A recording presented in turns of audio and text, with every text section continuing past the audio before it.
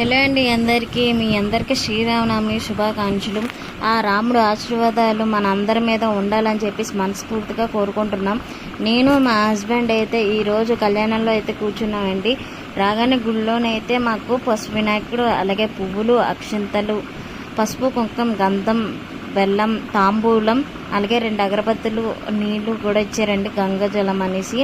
మనమైతే ఈ గంగాజలం ఎక్కడ మనకు దొరకదు కాబట్టి అందాక ప్లాస్టిక్ దాంట్లో వేసైతే మనకి ఇచ్చారు. నిజంగా చాలా హ్యాపీగా అనిపించింది. మా హస్బెండ్కి ఎప్పుడూ ఖాళీ ఉండేది కాదు. నేను ఏ టైం అయినా పూజలు వ్రతాలు చేర్చుకున్నప్పుడు తనకి ఎప్పుడు బిజీగా అయితే షిఫ్ట్స్, తనకి జాబ్ పరంగా ఎప్పుడూ బిజీగా ఉండేవారు.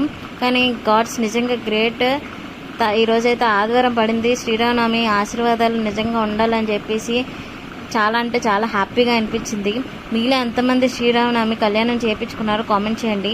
శ్రీరామనవమి కళ్యాణం ఆ దంపతులే చేయించుకోవాలనే రూల్ ఏం లేదండి. పెళ్ళి కానవాళ్ళు కూడా చేయించుకోవచ్చు. మనం ఏమైనా అనుకున్న కోరికలు నెరవేరాలి అని చెప్పేసి ఆ రాముడు వారి ఆశీర్వాదం మనకి ఎల్లవేళ ఉండాలని చెప్పేసి మనం మనస్ఫూర్తిగా కోరుకొని కళ్యాణం చేయించుకోవచ్చండి, ఏమీ కాదు. లాస్ట్కి మా పూజ అయితే, గణపతి పూజ అయితే పూర్తయింది.